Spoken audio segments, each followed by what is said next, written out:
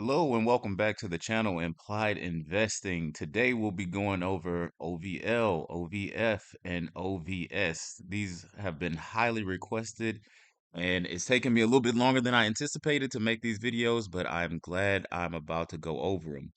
Well, before we get started, let me go ahead and give the legal disclaimers. This is financial advice. This is not financial advice. I'm not a financial advisor. This is for education and entertainment purposes only. Before making any decisions, please seek out a qualified financial advisor. Also, this channel has seen amazing growth, and I want to really thank all and thank everybody and welcome all the new subscribers. So please continue to hit the like and leave your question, like, subscribe, and leave your questions in the comments. With no further ado, let's hop into it. So, OVL, OVF, OVS. What is the difference between this and your SPYs? What is the difference between this and your TDAX? What is the difference between this fund and your JEPIs? Put credit spreads. Now, if you have been on the channel at any length, you know I'm a huge fan of put credit spreads. I run my own put credit spreads. Put credit spreads do not leave you capped. It does not cap your upside. It does not cap your upside. So your potential to go up is just as much as the actual market goes up. And with that, Liquid Strategies has come out with three offerings that cover different things and run the same put credit spread strategy. So they have OVL, which runs on the S&P 500. It holds VU and it runs a put credit spread strategy. It has an expense ratio of about 0.79%, $220 million under assets under management, a distribution rate of 10.52%. Its SEC yield is only 0.37. They have OVS, which is their small cap strategy, and they have OVF, which is their foreign strategy. All very similar. OVS has an expense ratio of 0.83, and so does OVF. They also have smaller assets under management. But the big thing about this fund is that it switched from being a quarterly fund to a monthly fund. And I know a lot of people like that monthly income, and they went from giving 3% income to 10.52, 10.56, and 10.40 respectively. All right. Now, the big question is how much better is this strategy than other strategies, and does it work in multiple market regimes? Let's find out. So before we do find out anything, let's go ahead and get it clear as to what a put credit spread is and how it works. So with a cover call, you are selling your upside. You are picking a strike price that's either at the index level or above the index level, sometimes below the index level, and you're selling um, that somebody the right to buy the stock if it goes up that high. Put credit spreads are almost the reverse of that. You are selling a out of the money strike. You are selling and buying at the same time.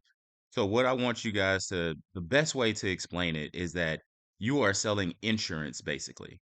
You are selling insurance. If the index level goes below your short put price, then you have started to lose. If it goes below your long put price, it's a total wash. You have lost everything.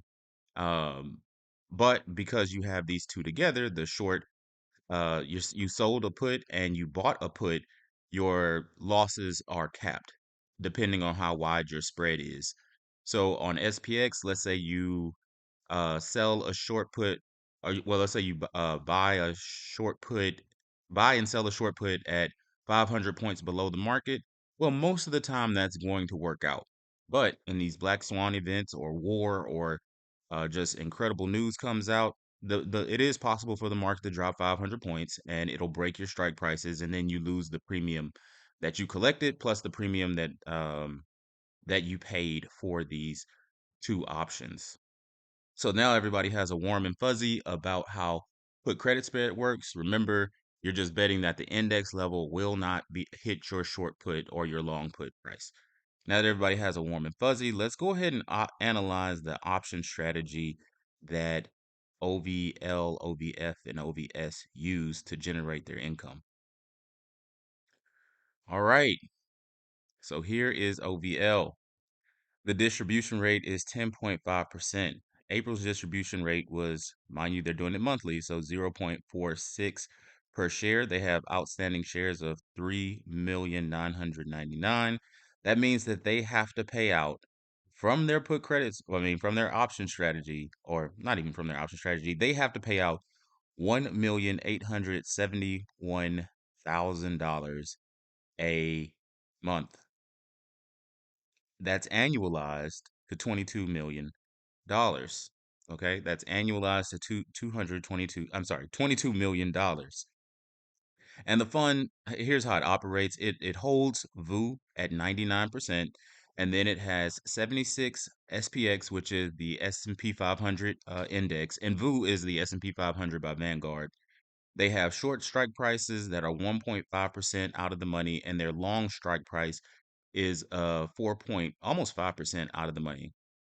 At 200 with in between. So their strike price would have been 7,100 and their long strike price would have been 6,900. Um and it appears that they roll their options every 5 days. The covered call test. Let's see if they are making enough money to cover their distributions. Actually, you don't have to see because in the top right hand corner, I have it. They have covered their distributions with this, but it's not the way it seems. So their equity dividends, that $66,500 covers 4% of the distribution. The option premium brings in about $212,000 worth of income. That's 11%. And then the rest comes from price appreciation. So you are getting the appreciation of the underlying asset, which is VU, 99%. The market's going up, and they're just adding 15% on top of that. The rest of your income is coming from VU that's appreciating. It's coming from the index that's appreciating. This isn't necessarily a bad thing. It's not necessarily a good thing. It's just how they've structured the fund. So in markets where VU is only giving back 1 to 2%, well, 85% of that 1 to 2% is being used to pay you. But over time, as we all know, the S&P 500 has a tendency to go upwards, and they can typically make their payments. So they're not experiencing NAV decay. Now, they had a distribution rate of 20%, then they would either need to make more from their option strategy or they would need to dig further into the NAV in order to pay you your distributions. But it seems like they have a very balanced strategy. 15% of it is coming from dividends and option premium. The rest of it is coming from the price appreciation of VU. Now, the small cap equity fund is a little bit different. They have to pay out $177,000 a month. Their equity dividends make about 1%. The options premium is about 11%, but about 88% of your actual distribution or your actual growth is coming from the NAV. The thing is that small cap and mid cap don't necessarily aren't in favor right now. Over the long haul, historically, small cap and mid cap have outperformed large cap. But over the past couple market cycles, small and mid cap have seriously underperformed. And it looks like at their current distribution rate, they would be digging into the NAV a little bit. Now we have seen a strong rally. Um, it's May, right? No, anyway, yeah, it's May right now. We've seen an incredibly strong rally. So this month they probably won't have to dig into their NAV whatsoever in order to pay you, but it is a possibility because the small and mid caps haven't been giving those sort of returns to maintain a 10% distribution rate, especially if the option strategy is only generating 12% income. Moving on to OVF, and this is where their strategy really, really shines. As you all know, foreign equities have been outperforming U.S. equities, so they are getting, and foreign equities also pay more dividends than U.S. equities. So this fund needs to generate $322,000 a month, right, in order to pay out, to make its distribution rate of 10.40. percent. So with this fund, 22% of its distributions are covered by its dividends that the ETFs that it holds, which are IEFA and IEMG, which are foreign large cap and small cap, if I'm not mistaken. Foreign foreign large cap and mid cap, if I'm not mistaken. Correct me if I'm wrong.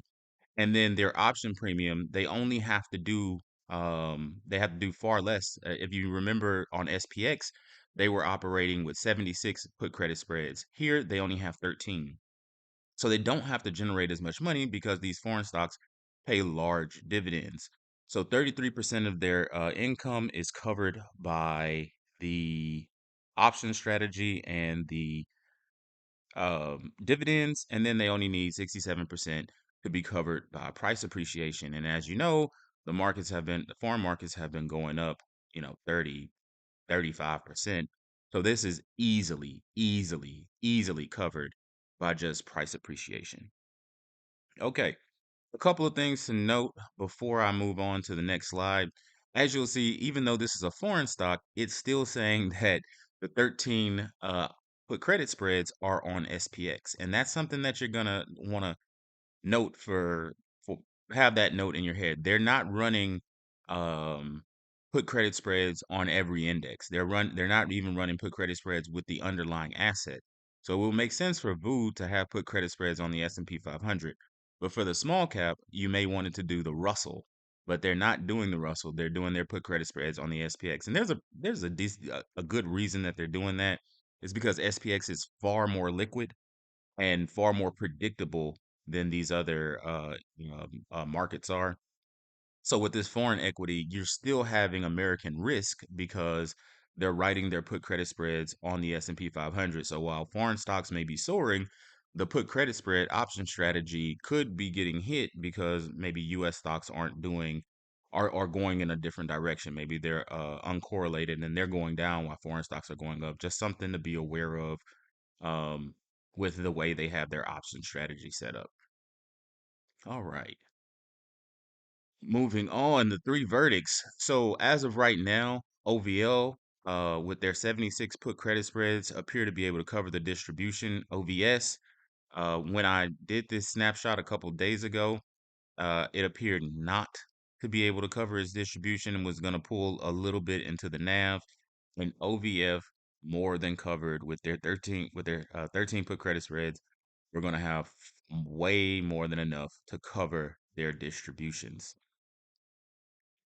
Um, so before I get to my final thoughts as to how I use these funds or whether or not I would use these funds, I really, at one point in my investment at one point in my investment career, I was really thinking that I can replace VU with OVL.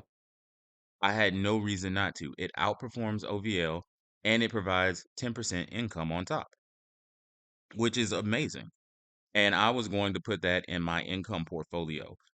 You people feel this is not financial advice, but feel free to put this as your VU alternative. Feel free to use um, uh, OVF as your VXUS alternative. Feel free to use OVS as your VB or VOT alternative. You're free to do all of that. You're more than welcome to. This is not financial advice. But why I decided not to was I wanted income now. I made a really hard distinction in my portfolio to want my growth portfolio to do strictly growth. I don't want my growth portfolio to do income. And I want my income portfolio to do strictly income. So while it's giving you a 10% distribution, and some of that is coming from price appreciation, they could be more aggressive and give you, 15, 20% distribution. You'd have less price appreciation, but the fund could pay out more. And when I was constructing my income portfolio, I was like, I don't care much about price appreciation. I want max yield and max income now. Now I don't want price depreciation. I don't want NAV erosion. But if the price only goes up $1 or $2, a year, I'm fine with that. Or for some of the more aggressive strategies, if it just holds flat, if it's range bound, moves up a dollar, moves down a dollar, I'm also fine with that. I wanted max yield. And these funds just won't give that to you. If you're on a fire journey and you don't need the income right now, I would recommend just going straight growth, because while this income is tax efficient because they're writing on the index, so you're going to get those 1256 contracts where it's 60% 60% long-term capital gains and 40% short-term capital gains. It's not as efficient as just leaving it in the fund and having that growth. But if you want to grow, if you're a growth income person, if it helps keep you invested to see a check come every month from your investments, these are excellent ways to do that. Honestly, I would do this over most. If I was gonna do it, I would do this over most covered call funds. But if you take the growth portfolio and you take the income portfolio, if that's your strategy, that sort of barbell, then this fund doesn't really fit nicely into any of them because they keep so much of the income in the fund. And that's why you see it's incredible price appreciation and a very decent dividend. But I'm not looking for a whole lot of price appreciation. I want as much money now as possible so I can invest, so I can do whatever I want to do. If I want to pay a bill with it, if I want car note with it, if I want to put it into my growth portfolio, that's how I've structured my income, and that's my personal choice. It's a guy named the Cover Call Guy. He has a line. He says that investing is not a group sport, and I truly believe that. So while this works for me, it may not work for you. You may be very comfortable with the idea of having growth and income in the same ticker. Now, I do want to warn you that in a down market, in a bear market, 2022 style, this fund is going to seriously underperform because as their strike prices get hit, and mind you, they're only writing their strikes, but even the long strike was only 5% out of the money. As they're writing their strikes and those strikes get hit, the fund is going to take a double dip. One, its underlying is going to dip, and then two, their options are not going to expire worthless, which is the best case scenario. Their options are going to make them pay, right? And they're going to have to pay out that money to whoever they sold and bought those options. I mean, sold those options too. So that is my review of OVF, OVS, and OVL. Uh, I I want to thank everybody for joining the channel. I want to remind you to please like, subscribe, and ring the bell notification again. With that, I'm gonna go ahead and close out the video. God bless, and you guys have a great day.